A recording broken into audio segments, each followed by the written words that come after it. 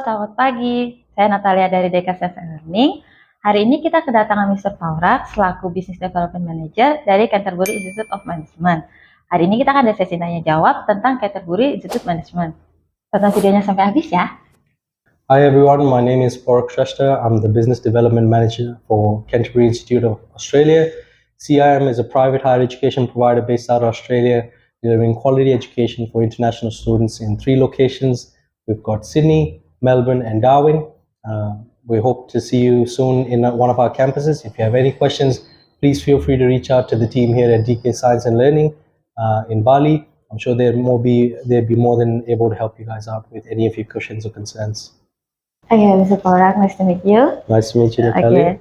Okay. The first question is, Mr.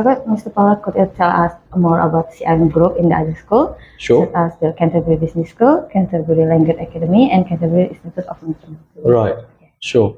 Yep. Hi there, Natalie. Again, thank you for having me in the office today. Thank you to DK Science and Learning for having me today. And just having this quick information session about CIM and, of course, some of our partner institutes. So myself, my name is Paurakh Shresta. I'm the Business Development Manager at CIM. Of course, as Natalia mentioned there, CIM is part of a larger group called Canterbury Education Group, which has 4 other institutes in Australia, which would be CTI in Brisbane. We have CBC, Canterbury Business College, Canterbury Language Academy, and USQ Sydney, based out of Sydney as well. For myself, I particularly look after CIM. We'd be more than happy to. Canterbury Education Group has been running in Australia since 1998, I believe. So when I was just this small, I would assume. But yeah, in the past 20 years, we've been working on delivering quality education to international students. We focus predominantly on international students. Our main market so far has been the subcontinent and some countries in Asia, such as China and Vietnam. For Indonesia, we're hoping to expand further in the months and years to come, and hopefully this can be the start of that. So Canterbury Institute of Management, we're based in 3 cities, 4 campuses. Our first campus was, of course, in North Sydney, which is about a 10-minute train ride from Sydney CBD. That was our first campus in 2020. Then we opened our second campus in Darwin in 2021. In 2022, we launched our second campus in Sydney, which is in the Redfern campus. And just recently this year, June, we launched our Melbourne campus. As you say that the campus is mostly in big city in Australia, is there any specific thing that makes students going to love studying in CIM? So all 3 locations are quite unique, but the good thing that we offer at CIM is the students can easily move around if they don't fit into a particular location. So if you're coming from Indonesia, first you go to the Sydney campus, maybe something doesn't go right, maybe it's too busy for yourself, maybe it's too cold. So you can still do the same course in the same structure in one of our other locations. So you can transfer to the Melbourne campus or transfer to the Darwin campus. It doesn't impact their studies. They get all the credits for any subjects they might have done already in the previous campus. So it gives them quite a bit of ease to move around. This is one thing we focus on. And also the other thing would be CIM offers some of the most, we're a bit different to other, let's say, institutes and universities in Australia, particularly for higher education. For the moment, we're focused on higher education, both undergrad and postgrad, in business, accounting, information system, those kind of fields. So how much is the tuition for the fixed course? Tuition fees, of course. So I'll talk about standard tuition fees without any, let's say, promotions or scholarships at the moment. So standard tuition fee for the bachelor's program would be 16,000 AUD a year, roughly $8,000 per semester, which would be roughly, I believe, around 80 million Indonesian rupiah. That's for the Bachelor's of Business program without any scholarships, again, standard pricing. For the master's program, we have an MBA, which is $21,000 a year. Again, standard pricing without scholarships. And the MICT, which is $28,000 per year. Again, standard pricing without scholarships. Now, for both the master's programs, there are scholarships available for all international students. A general scholarship, which is 30% for the MICT program, which takes the fee down to 9,800 per semester, or just under 20,000 a year, around 19,500. And for the MBA, there's a 10% scholarship again throughout the course, for all international students, which takes the fees up down to around 19,000 a year. So per semester, it's 9,450. So just under 19,000 a year. So these are the general scholarships available for all international students. Outside of that, we do have other scholarships available. So, for example, in Sydney and Melbourne, Sydney and Melbourne, the tuition fee for the bachelor's program for the first year is 16,000, but second year onwards, it's 14,000.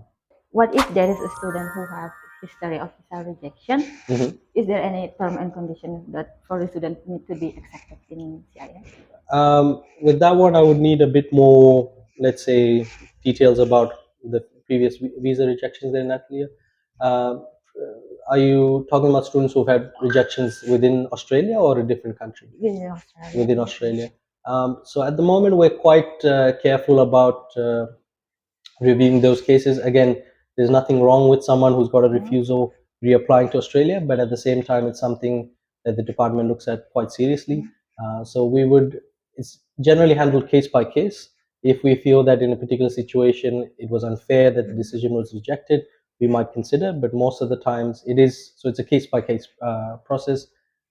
There's a strong case and you guys would like to share with us, we're more than happy to have a look and then give our feedback from there. What if from another country like European country or USA somewhere? Rejected in Yeah. another country, well, then they wouldn't have much of a, let's say, history with at least home affairs in Australia. Again, but it remains the same. So we would request for the details of the case so we can understand. If it was refused, we at least need to know why it was refused. Maybe circumstances have changed. So we would need a little bit of information and we would give our feedback according to that. Okay. Or sometimes mostly in school in Australia they have IELTS requirement. Yes. Is in CIM there is a placement test for IELTS for students who haven't had IELTS test? Right. For IELTS, now this is a very important part of, let's say, the visa application or GTE process, of course, for students. Look, generally, what we highly recommend is IELTS is the number one. When you ask about how to make your case stronger for a visa, IELTS is one of the topmost priorities, even more so than, let's say, a PTE or TOEFL, which is still okay. We always recommend IELTS. Placement tests, again, they're harder to verify.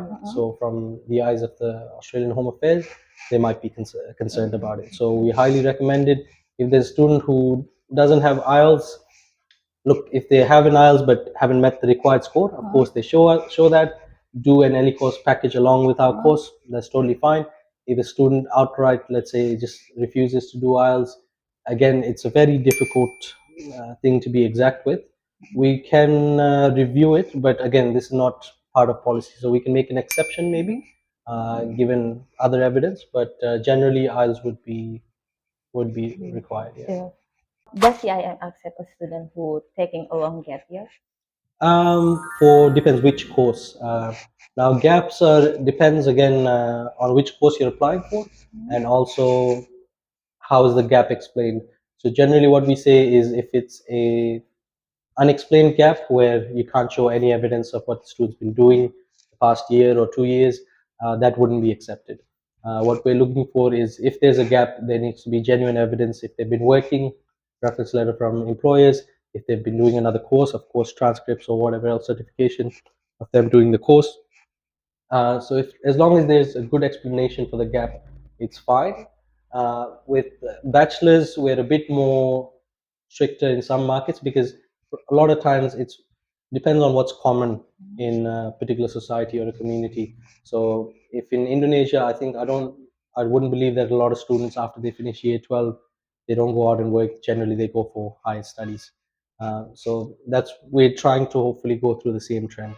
So if you've just finished year 12 and you've got a, let's say, a year gap, you've been doing another course, that's fine. If you finished year 12 4 years ago or 5 years ago, that would be quite difficult for us to explain, unless again there are situations if there's been a medical emergency. So you've got to show the case, and then if it feels comfortable to us, if it seems all right, that should be fine. But if it's just a case where they've after high school they've done nothing for 2 years, unfortunately we wouldn't be able to accept.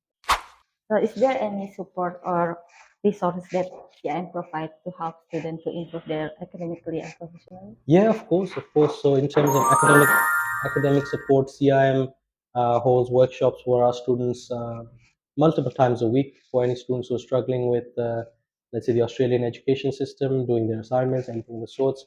We do have a team to support that.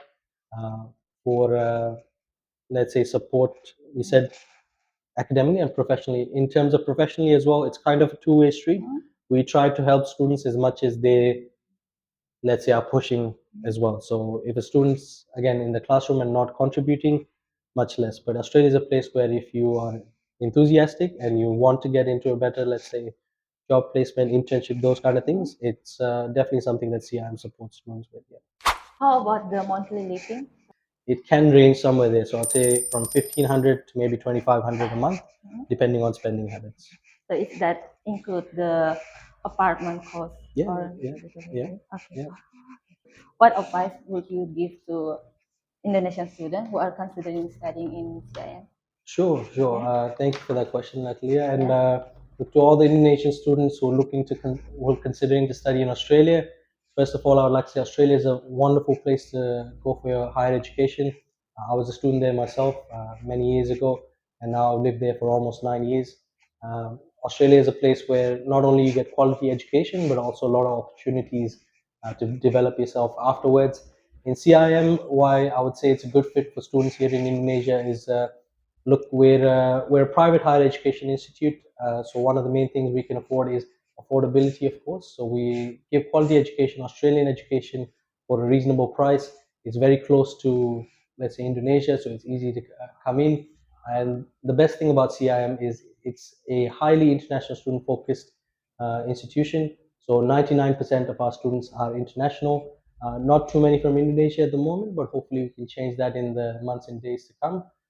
But yeah, I think those would be some of the reasons why it might be a good fit for you guys to come into CIM.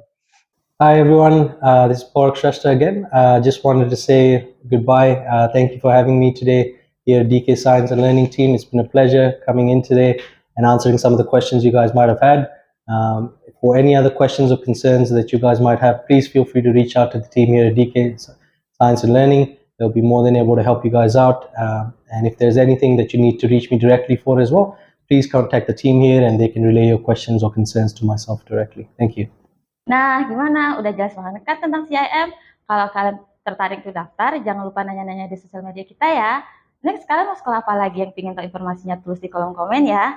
Jangan lupa subscribe, like, dan komennya.